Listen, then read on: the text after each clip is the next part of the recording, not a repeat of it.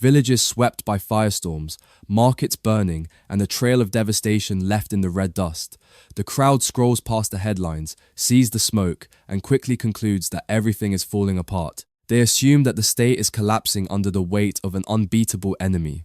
But they are entirely wrong. Loud, aggressive violence is not the shout of a victorious conqueror. It is the desperate, echoing gasp of those who are rapidly losing the shadows. When you look at the recent events unfolding in West Africa, it is easy to misread the signals. Stay with us, this is more than a headline, it is a hinge in history. If this story resonates, show your support with a like, a comment, or a subscription. It means more than numbers, it keeps the story alive. When violence escalates with such sudden intensity, it is designed to project an illusion of overwhelming dominance. It is a psychological weapon meant to break the spirit of the people and convince the outside world that the pursuit of sovereignty is a failing experiment. The mainstream narrative eagerly consumes this illusion, broadcasting the fires while completely ignoring the shifting tectonic plates beneath the surface. They fail to ask the most crucial question. Why are these attacks suddenly becoming more visible, more aggressive, and more desperate across multiple locations at the exact same time? If this were truly a collapse, it would not look like a frantic series of coordinated strikes. It would look like silence, the silence of a land that has surrendered. But this land is not silent, it is roaring back. The first alerts did not arrive as a single, clear report. They came in fractured pieces of tragedy, a village name, a death toll, a mention of fire. Slowly, a pattern began to form out of the chaos. In Dortenga, located in the central east of Burkina Faso, an attack left at least 12 people dead. The specific date of this tragic event, as well as the exact identity of the insurgent group responsible, remains absent from the immediate reports. What is known, however, is the devastating human cost. Among those 12 lives lost, 9 were members of the Volunteers for the Defense of the Homeland, the local auxiliary force standing as a human shield for their communities. Shops were looted and buildings were set ablaze. This is the kind of damage that does not merely disrupt a day, it shatters the way people experience safety in their own homes. That single event alone would have been enough to dominate the news cycle and fuel the narrative of a failing state. But the violence did not stop there. Reports began to connect Dortenga to a much wider, more aggressive sequence. Over a span of roughly 10 days, multiple locations, Titalo, Mani, and Yamba, were also struck. These were not random acts of chaos, they were highly coordinated strikes. Civilians were targeted in one place, volunteer fighters in another, and security positions in yet another. This is not a scattered, accidental situation, it is a deliberate pattern. Patterns force us to adopt a completely different kind of thinking. When attacks stretch across several areas within such a short window, they are no longer just about taking a single objective. They become about pressure, massive pressure applied across space, across time, and across different layers of society. Here is where most analysts stop thinking. They see multiple attacks and reach the fastest, most simplistic conclusion available.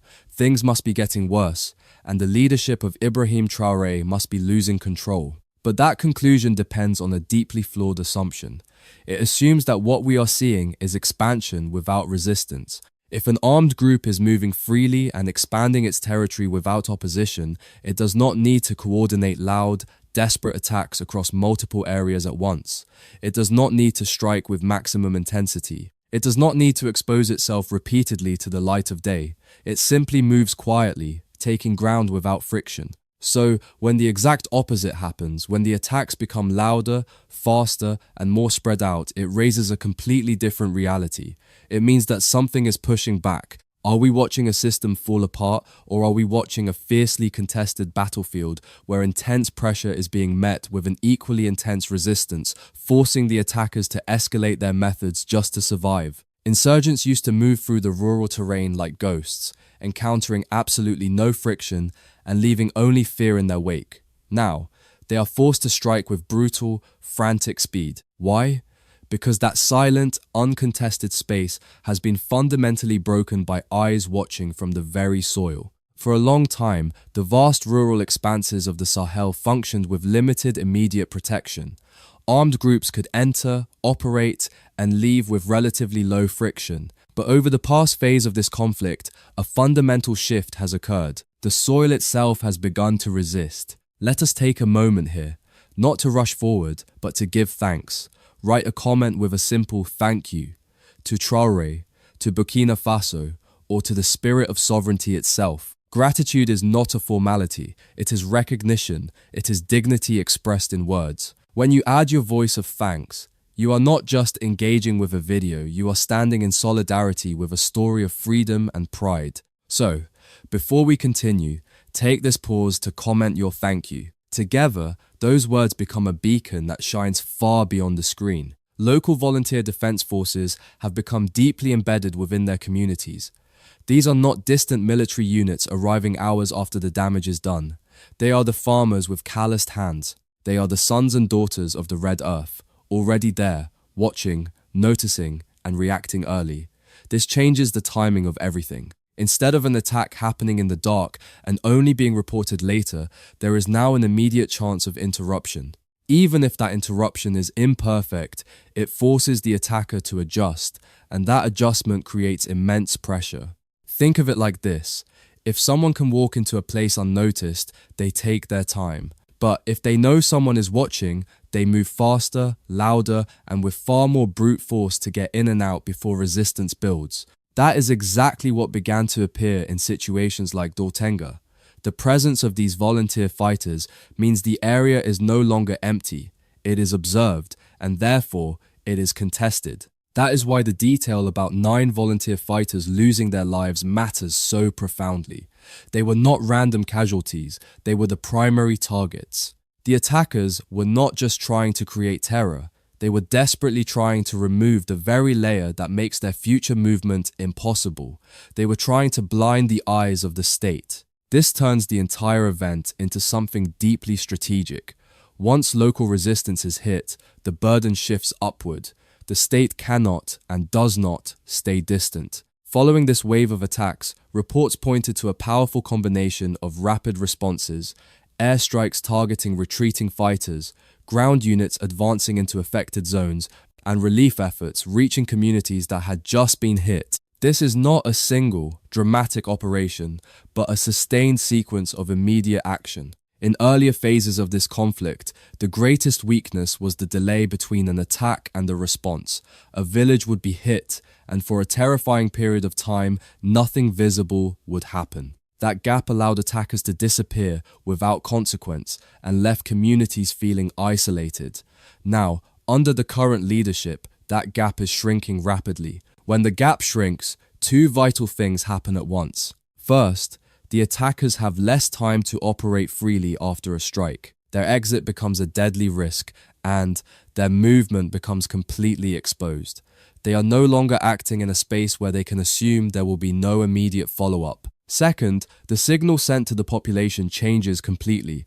Instead of a devastating silence after violence, there is swift activity. Instead of absence, there is a fierce protective presence. It does not erase the tragic damage, but it fundamentally changes the meaning of what follows it.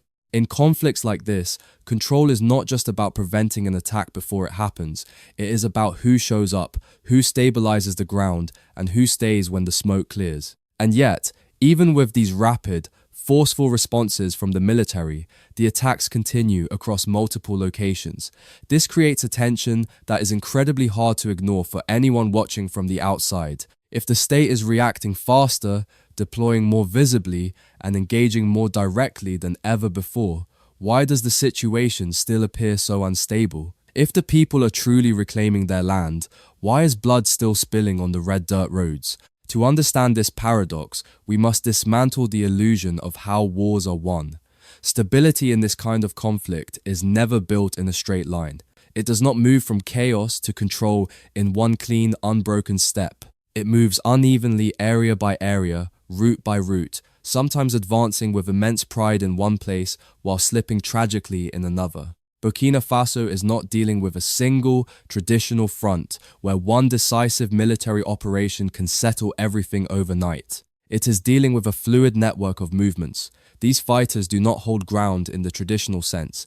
They move through it, they test it, and they exploit the gaps wherever they find them. And in a country with such vast rural terrain, gaps are an unavoidable reality. Before we reveal the next chapter, which is perhaps the most powerful assertion of sovereignty you will ever hear, I want to pause and speak directly to you. If this channel has moved you, if these stories are touching something deep in your spirit, then consider becoming a member, not for exclusive content or perks, but because supporting this channel is directly supporting narratives that mainstream media refuses to tell. Every membership is a vote for Sankara's Echo's mission. Every member becomes a co-creator of the revolution we are documenting.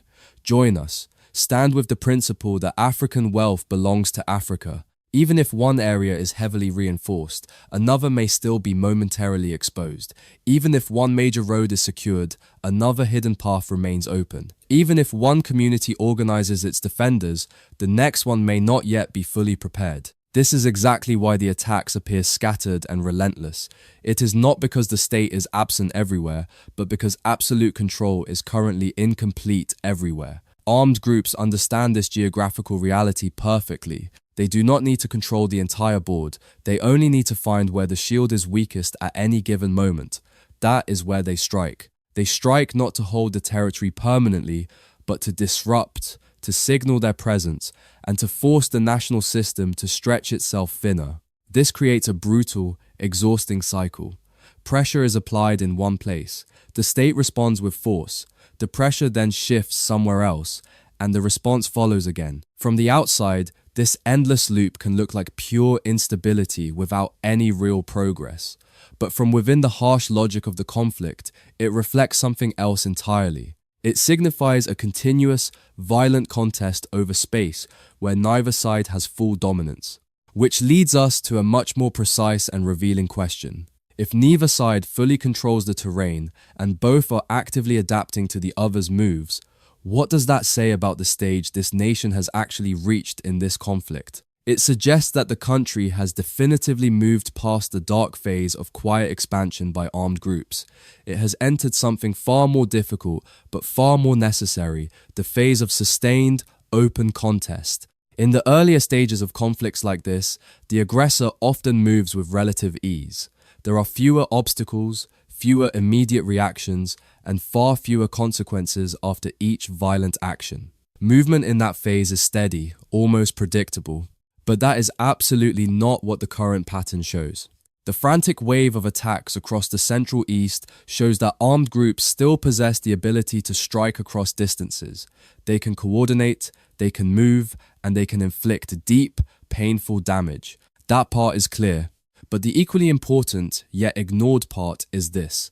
They are no longer doing it quietly. They are doing it in bursts, in desperate waves, in operations that require high-speed coordination rather than slow, silent expansion. That shift in behavior matters immensely, because when movement becomes louder, it also becomes intensely exposed. The more coordinated an operation is, the more it relies on precise timing, planning, and taking massive risks. And risk increases exponentially when the environment is no longer passive. At the same time, the state's reaction, the roaring air deployments, the heavy ground movements, and the integration of local defense shows that the system is not standing still. It is fiercely reacting, adjusting, and trying to permanently close the very gaps that are being tested. This creates a battlefield where control is constantly being negotiated in blood and strategy.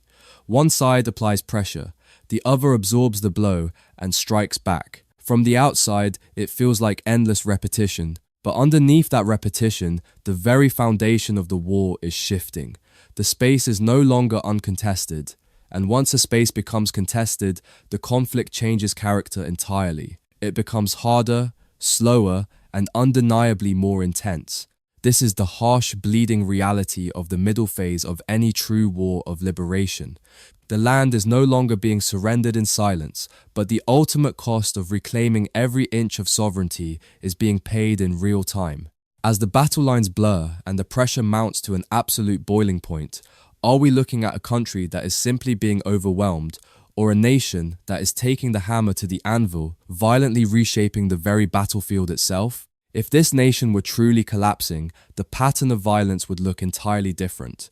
The structures of local defense would simply dissolve into the dust, overwhelmed by fear and a lack of support. The state's military response would slow down, become purely symbolic, and eventually fade away entirely. Over time, entire regions would fall utterly silent, not because they had found peace, but because absolute control had shifted to those who wished to consume the state. But that is demonstrably not what the current reality shows. Communities are hit with terrifying force, yet they are not erased. The local volunteer fighters are directly targeted, yet they continue to stand as a vital, unbreakable part of the national system. The conflict remains fiercely active, visible, and deeply unresolved, but it is unequivocally not one-sided. This resilience is the ultimate proof of a nation that has categorically refused to play the role of the passive victim. We feel a profound, burning outrage at the external forces and the cynical observers who seek to destabilize this region, those who profit from the chaos and eagerly amplify the narrative of inevitable failure. They want the world to look at the fires and see only despair, because a self-reliant, fiercely independent African state is a direct threat to the old global order. They want to convince the masses that taking up arms to defend one's own soil is a futile endeavor. Yet, alongside that outrage, we carry a heavy, aching regret for the staggering price that must be paid. We mourn for the lives lost in Dortenga and across the Central East. We mourn for the men and women with calloused hands who will no longer work their fields, and for the families left staring at empty spaces around their hearths. The blood spilled on the red earth is the tragic, undeniable currency of freedom. It is a devastating toll. But this outrage and this regret must not blind us to the monumental shift taking place. The country is no longer being shaped quietly from the outside.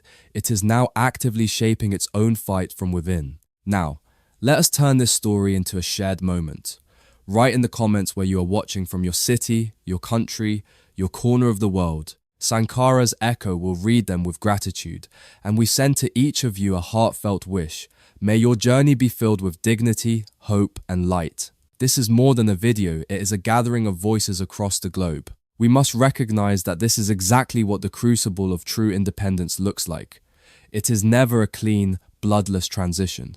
It is the arduous, often brutal process of reclaiming a stolen destiny. The narrative spun by external observers matters deeply, because if every wave of violence is interpreted merely as a collapse, it completely hides the other half of the reality. It hides the fierce resistance, the rapid military response, and the relentless adaptation taking place at the exact same time. The people are enduring the most difficult stage of reclaiming their space, a stage where every single step forward is brutally tested before it can permanently hold.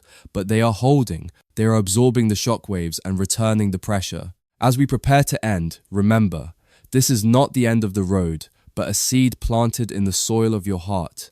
Every story of dignity, every voice of sovereignty is part of a harvest that lies ahead. If you want to see that harvest grow, subscribe. Let this channel be the road we walk together, the light we carry forward. Your subscription is not for us alone, it is for the promise of what is still to come. Join us and be ready for the next chapter that is already waiting to be written. The era of quiet submission has ended permanently. In the face of intense fire, the vision of Ibrahim Traoré stands as a towering testament to a people who will no longer surrender their future to anyone. The ongoing battle in Burkina Faso is not a symbol of a dying state, but the painful, necessary birth of a truly sovereign nation. As the smoke clears from the red earth, the steadfast leadership of Ibrahim Traoré reminds the world that true independence is never given. It is built, it is defended, and it is paid for with unyielding courage.